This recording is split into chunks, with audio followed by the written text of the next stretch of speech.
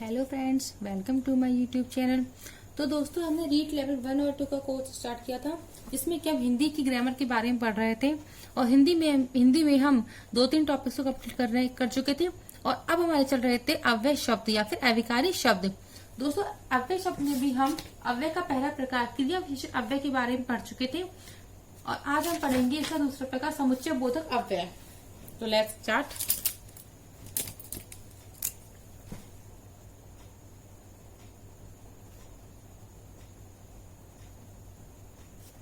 समुच्चय बोधक अव्यय।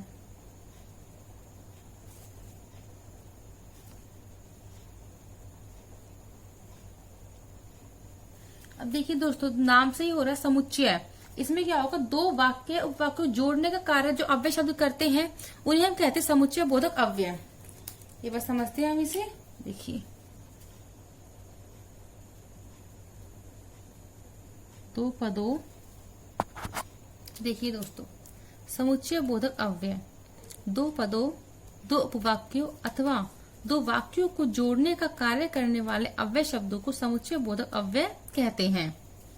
जैसे कि और है, अथवा है, या है, लेकिन है, ये सब क्या है, दो वाक्यों उपवाक्यों को जोड़ने का कार्य करते हैं। तो ये सब है हमारे समुच्चय बोधक अव्यय के एग्जाम्पल्स। इसके मुख्यतः 5 भेद होते हैं: संयोजक, विभाजक, प्रतिषेधक, निर्देशक और हेतुक। इनके बारे में पढ़ते हैं हम। पहला प्रकार पढ़ते हैं हम। पहला प्रकार है इसका संयोजक।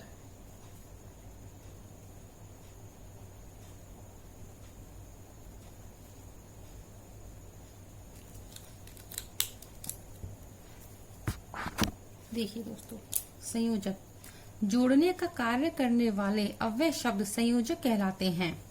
जैसे और, एवं, तथा आदि। जैसे देखिए, राम घर गया और सीता बाजार गई। अब देखिए दोस्तों, एक वाक्य हमारा राम घर गया और दूसरा वाक्य सीता बाजार गई। अब इन दोनों वाक्यों जोड़ने का कार्य क्या कर रहा है हमारा, और कर रहा है। तो और क्या है हमारा, संयोजक समुच्चय बोधक अव्यय। राम और श्याम खेलने गए। एक पद है हमारा राम और एक पद है हमारा श्याम। इन दोनों पदों को जोड़ने का काम कर रहा है हमारा और। तो ये हमारा है संयोजक समुच्चय बोधक अव्यय। अब पढ़ते हैं हम इसका दूसरा प्रकार, विभाजक। विभाजन का कार्य करने वाले अव्यय शब्द विभाजक कहलाते हैं। देखिए दोस्तों, इसमें तो क्या था, दो वाक्यों को जोड़ा था और से, एवं से, तथा से। इसमें क्या है, दो वाक्यों अलग करने का कार्य। जैसे अथवा, या, आदि। विज्ञान अथवा कला में से एक चुन लो। अब दोस्तों, इसमें क्या है, हमारे पास ऑप्शंस हैं कि हम या तो विज्ञान चुनेंगे या हम कला चुनेंगे। इसका मतलब हमें एक को छोड़ना पड़ेगा और एक को लेना पड़ेगा। आप मेरे साथ रहोगे या उसके साथ। दोस्तों, इसमें यहाँ पर ऑप्शंस आ गए हैं दो, कि आपको मेरे साथ रहना है या फिर उसके साथ रहना है। तो इसमें हमें किसी भी एक का इनका दोनों वाक्यों में किसी एक का विभाजन करना पड़ता है। अब पढ़ते हैं हम इसका तीसरा प्रकार, प्रतिषेधक। देखिए दोस्तों, प्रतिषेधक दो पदों या उपवाक्यों के बीच विरोध व्यक्त करने वाले अव्यय शब्द प्रतिषेधक कहलाते हैं। इसमें क्या होता है दोस्तों, दो वाक्यों के बीच कंट्रोवर्सी आती है। जैसे पर, परंतु, किंतु, बल्कि, लेकिन आदि। जैसे देखिए, मोहन पढ़ने में अच्छा है लेकिन बात बहुत करता है। अब देखिए दोस्तों, इन दोनों सेंटेंस में देखिए तो इन दोनों सेंटेंस में कंट्रोवर्सी आ चुकी है, विरोध आ चुका है। मोहन पढ़ने में तो अच्छा है लेकिन बात बहुत करता है। मीनू पढ़ रही है किंतु चीनू सो रही है। अब है हमारा निर्देशक। निर्देशन का कार्य करने वाले अव्यय शब्द निर्देशक कहलाते हैं। जैसे अर्थात हो गया, यानी हो गया। जैसे देखिए, तुम्हारे हाथ फूल जैसे हैं। अर्थात कोमल है। अगला है हमारा हेतुक। हेतु का शाब्दिक अर्थ है कारण। अर्थात कारण को स्पष्ट करने वाले अव्यय शब्द हेतुक कहलाते हैं। एग्जाम जैसे कि फलतः, फलस्वरूप, इसलिए। उसने मेहनत की, फलस्वरूप सफल हो गई। अब सफल होने का कारण क्या है, उसने मेहनत की। इसमें क्या है, कारण को स्पष्ट किया है हमारे, कि हमारे सफल होने का कारण क्या है, कि उसने मेहनत की। जैसे हम एक और एग्जाम्पल ले सकते हैं हम। आज बाजार बंद है, इसलिए कुछ नहीं मिलेगा। अब देखिए दोस्तों, कुछ नहीं मिलेगा। अब कुछ नहीं मिलने का कारण क्या है हमारा? आज बाजार बंद है। तो इसने कारण बताया कि कुछ नहीं मिलने का कारण क्या है कि आज बाजार बंद है। तो इस तरीके से दोस्तों मैं समुच्चय बोधक अव्यय के 5 प्रकार हमने पढ़ लिए हैं। अब हम पढ़ते हैं अव्यय का तीसरे प्रकार संबंध बोधक अव्यय। तीसरा प्रकार है हमारा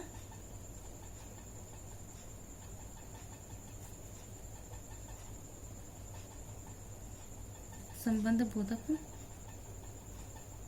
अव्यय। किसे कहते हैं संबंध बोधक अव्यय? नाम से देखिए, संबंध बोधक अव्यय जो संबंधों का बोध कर रहा है, जो वाक्य दो वाक्य उपवाक्य के बीच संबंध का बोध कर रहा है, उसे कहते हैं संबंध बोधक अव्यय। परिभाषा देखिए, वे अव्यय शब्द, देखिए दोस्तों, संबंध बोधक अव्यय वे अव्यय शब्द जो किसी संज्ञा या सर्वनाम शब्दों के साथ लगकर वाक्य में प्रयुक्त अन्य शब्दों से संबंध बताते हैं, संबंध बोधक अव्यय कहलाते हैं। इसका मतलब क्या है दोस्तों? कोई वाक्य है जो कि संज्ञा सर्वनाम शब्दों के साथ लगकर अन्य वाक्यों से संबंध बताते हैं, वो होते हैं संबंध बोधक अव्यय। संबंध बोधक अव्यय के 10 भेद होते हैं। पहला है इसका कालवाचक, इसमें आगे पीछे पहले के हमारे समय का बोध कराते हैं। स्थानवाचक, जो स्थान का बोध, सामने हो गया, भीतर हो गया, निकट हो गया, ये सब क्या है हमारे स्थानवाचक। तीसरा है हमारा दिशावाचक, जो कि दिशा का बोध, जैसे कि आसपास और तरफ, ठीक है, दिशा का बोध कराते हैं। समतावाचक, भांति समान। साधनात्मक, जो किसी साधन का बोध करते हैं, जैसे कि द्वारे, सहारे, माध्यम, ये क्या है हमारे एक साधन का बोध करते हैं, जैसे कारण का बोध, जैसे कि इसमें एग्जाम्पल सकते हैं हम कि वह लकड़ी के सहारे चलता है। तो दोस्तों इसमें चलने का साधन क्या है हमारा? लकड़ी है। या फिर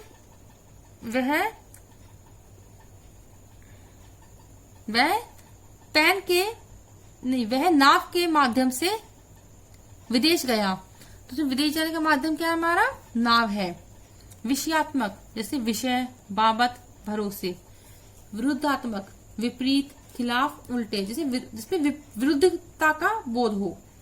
संगवाचक, जैसे साथ, संग, सहचर। हेतुवाचक, सिवा, लिए, वास्ते आदि। और तुलनात्मक, अपेक्षा और सामने। जैसे देखिए एग्जाम्पल इसके एक बार, वह उसी के मारे रो पड़ी। अब इसके रोने का कारण क्या है? उसी के मारे, हेतुवाचक हो गया। मैं तेरे बिना नहीं जाऊंगा, साधनात्मक। नियम के विरुद्ध आचरण मत करो, विरुद्धता आ गया तो विरुद्धात्मक। सड़क पार करने पर महाविद्यालय आता है, इसमें हो गया दिशावाचक।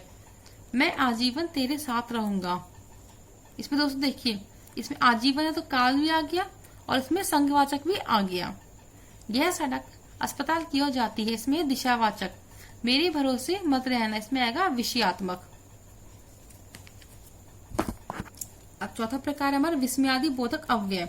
वे अव्यय शब्द जो आश्चर्य, विस्मय, घृणा, प्रशंसा, प्रसन्नता, भय इत्यादि भावों का बोध कराते हैं, वो होते हैं हमारे विस्मयादि बोधक अव्यय। देखिए जैसे आश्चर्य बोधक में क्या, अरे, सच, ये सब क्या है? आश्चर्य का बोध कराते हैं। शोक में उफ, हाय, हे राम। हर्ष में खुशी का बोध होता है। प्रशंसा बोधक में प्रशंसा का होता है, किसी की प्रशंसा करते हैं। क्रोध में गुस्से का बोध होता है। भय में डर का होता है। घृणा में घृणा का होता है। इच्छा बोधक काश, काश, जैसे कि हम बोलते हैं काश मेरी नौकरी लग जाए।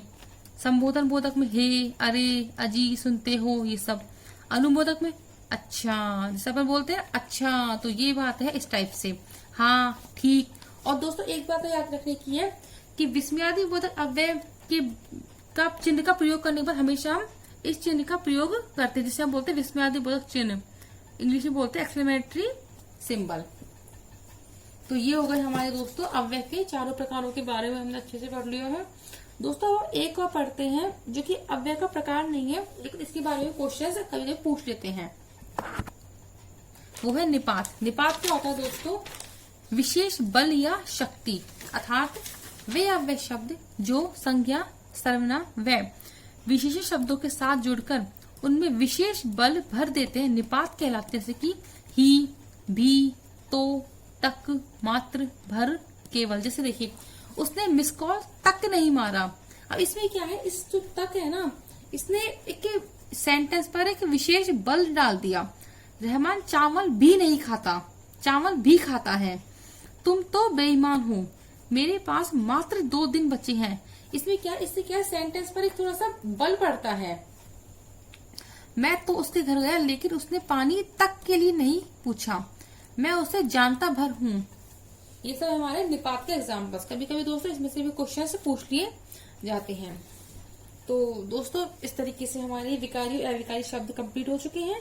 विकारी शब्दों में हमने संज्ञा पढ़ा, सर्वनाम पढ़ा, विशेषण पढ़ा, और क्रिया हमारे टॉपिक में नहीं, इसलिए हमने उसको नहीं पढ़ा है। और फिर हमने पढ़ा अविकारी शब्दों के बारे में, जिसकी 4 प्रकार पढ़े हमने। समुच्चय बोधक, क्रिया विशेषण, समुच्चय बोधक, संबंध बोधक और विस्मयादि बोधक अव्यय। तो आई होप दोस्तों कि आपको आपके विकारी अविकारी शब्द अच्छे से कंप्लीट हो चुके होंगे। और दोस्तों अब हम हिंदी के टॉपिक्स में संज्ञा में संधि पढ़ चुके हैं, समास पढ़ चुके हैं, संज्ञा, सर्वनाम, विशेषण, अव्यय, इन सब टॉपिक्स के बारे में पढ़ चुके हैं। तो दोस्तों हमारी इसमें अगर देखें हम, तो जो हमारी यूनिट 1 थी हिंदी लैंग्वेज 1 में, वो हमारी ऑलमोस्ट कंप्लीट हो चुकी है। अब बात उसमें हमारे पर्यायवाची, विलोम शब्द, एकार्थी शब्द, उपसर्ग, प्रत्यय, शब्दार्थ और शब्द शुद्धि बचे हैं। जो मतलब हमारे जो बड़े बड़े टॉपिक्स थे, इंपॉर्टेंट टॉपिक्स थे, उनको हम ऑलमोस्ट कंप्लीट कर चुके हैं। पर्यायवाची, विलोम शब्द, एकार्थ, इनके दोस्तों इनकी मैं PDF डाल दूंगी और आप उनको पढ़ लीजिए। इनमें तो दोस्तों पढ़ाने का ऐसा कुछ होता नहीं कि मैं आपको पर्यायवाची सिखाऊं, जल के पर्यायवाची ये है, आकाश के ये है। इनको तो आप पढ़ेंगे और उनको आप याद करेंगे। उपसर्ग और प्रत्यय है दोस्तों, ये भी एक दिन क्लास, इनको भी हम एक दिन ले लेंगे। और अब हम करेंगे स्टार्ट इसकी 2nd यूनिट को, जिसमें कि हमारे वचन है, काल है, लिंग है, इनको ज्ञात करना, इनको बदलना के बारे में है, उसको करेंगे। और फिर उसके बाद हमारी 1 यूनिट और बचेगी वाक्य रचना, जो भी 4 से 5 क्लासेस की है। और फिर हमारी ग्रामर की 3 यूनिट्स कंप्लीट हो जाएंगी। और फिर हम कर देंगे इसके टीचिंग मेथड्स की क्लासेस स्टार्ट। तो ठीक है दोस्तों, ऐसे ही आप बने रहिए हमारे साथ और हमारी वीडियो को लाइक कीजिए। कोई प्रॉब्लम आए तो कमेंट कीजिए और अपने दोस्तों के साथ इस वीडियो को शेयर कीजिए, जिससे कि वो भी हमारी वीडियो को देख सके और अपने टॉपिक्स को अच्छे से कंसेप्ट क्लियर कर सके। और हमारे चैनल को सब्सक्राइब करना ना भूलें। थैंक यू दोस्तों।